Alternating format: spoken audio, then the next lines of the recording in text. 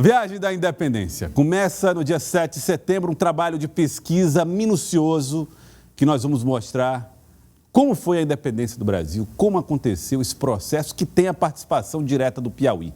E olha, as descobertas feitas por Neyara Pinheiro são realmente impressionantes. Não é verdade, Neyara? Boa tarde para você. Boa tarde, Joelson. Boa tarde a todos. Foram descobertas, assim, bem curiosas, bem interessantes e que a gente vai trazer aí nessas 4 paradas do nosso projeto. Olha só, estamos vendo imagens, inclusive, de parte desse trabalho de levantamento e pesquisa que você fez.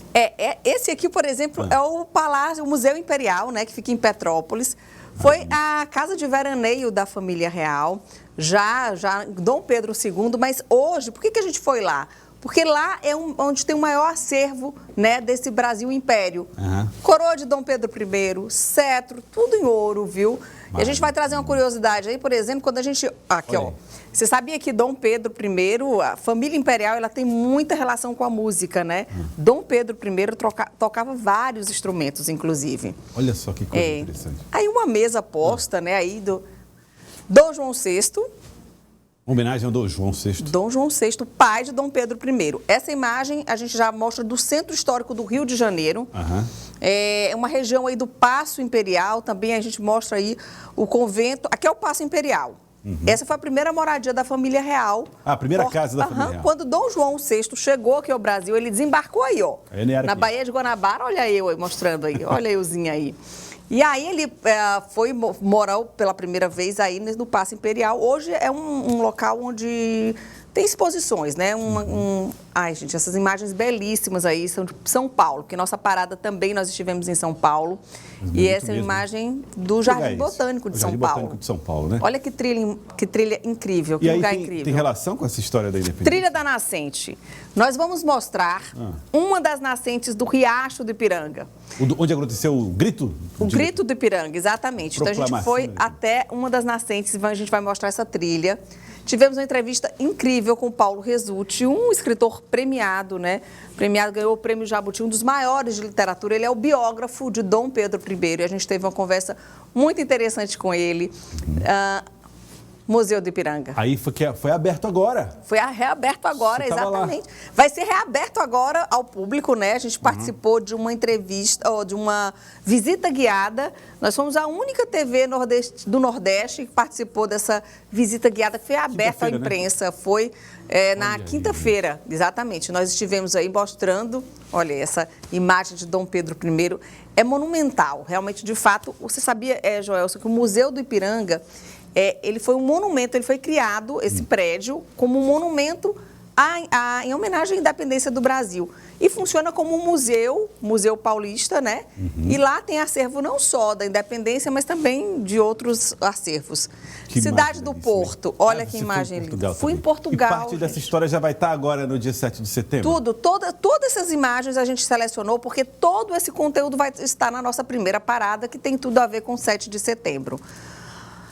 Dom Pedro I, porque numa das principais praças de Porto, Dom Pedro I, que lá é conhecido como Dom Pedro IV. Você sabia disso? Não, isso é novidade para mim. Ele é Dom Pedro IV numa linha de sucessão, é isso? Exatamente. Dom Pedro IV lá em Portugal. E aqui primeiro. E aqui Dom Pedro I.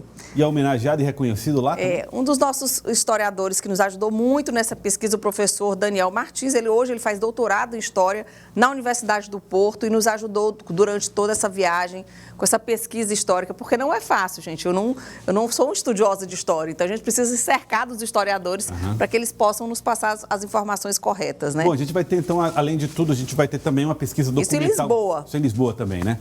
Vai ter uma pesquisa documental muito farta, né? Exatamente, muito farta. A gente aí um passeio pelas ruas de Lisboa com Museu de Queluz, ou Palácio de Queluz, que fica em Sintra, logo do lado ali de Lisboa. Esse palácio ele é bem emblemático, porque quando a família... Olha eu toda chique ainda no palácio. Porque quando a família real saiu de Portugal, ela saiu às pressas desse palácio, do Palácio de Queluz. Que é quando eles saem para vir para o Brasil, exatamente. Em 1808 eles chegaram aqui, mas eles saíram em 1807, saíram em novembro e chegaram aqui no Brasil no início do... quarto Don Quixote, sala Don Quixote, que eles chamam assim. É uma sala, um quarto, né, onde o Dom Pedro I nasceu e morreu. Então, ele nasceu nesse quarto e ele morreu também, ele escolheu esse quarto para morrer. E aí está todo mobiliado, né, com móveis da família real. E aí, por quê? É um quarto de aparato. E eu fui entender o que é quarto de aparato. Porque, segundo os historiadores, as rainhas, quando elas tinham os sucessores, os filhos, eles precisavam nascer e as pessoas precisavam ver que aquele filho estava nascendo, exatamente, que aquele bebê estava nascendo da rainha. Então, um quarto de aparato era um quarto onde eles... não tinha privacidade nesse momento, né? Para testemunhar o nascimento dos herdeiros. Torre de Belém. Você sabia que quando a família real veio para o Brasil, acho que uma das últimas imagens que ela viu de Lisboa foi da Torre de Belém. Foi daí que eles partiram de Portugal. Porque essa torre ela fica localizada no Rio Tejo, já próximo quando o Rio Tejo encontra com o Oceano Atlântico. Então, quando a família real saiu de Portugal, essa torre já existia, esse monumento, o que a gente está vendo, essa construção, ela já existia. Tal como está aí. Tal como está aí. Impressionante. Gente, é uma viagem realmente maravilhosa que a Niara está proporcionando para a gente. 7 de setembro, a primeira grande parada, à 1h30 da tarde, na TV Cidade Verde. Petrópolis, ele já voltou aí as imagens, né? Então ótimo.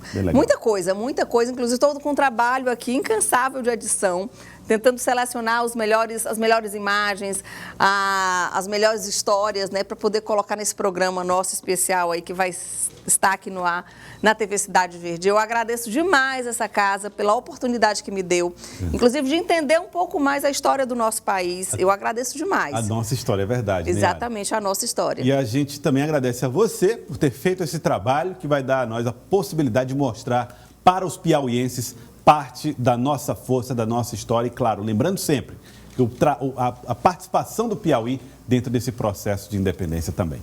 E eu queria explicar, só para a gente fechar aqui, Joelson, quando a gente fala 4 paradas, é porque nós brasileiros, a gente, nos livros de histórias, ficou muito, para a gente que estudou história, né, no passado, a gente lembra que parece que a independência do Brasil aconteceu numa única data, que é o 7 de setembro. E não foi, gente. Não tinha internet naquela época para você acontecer uma coisa aqui e todo mundo ficar sabendo.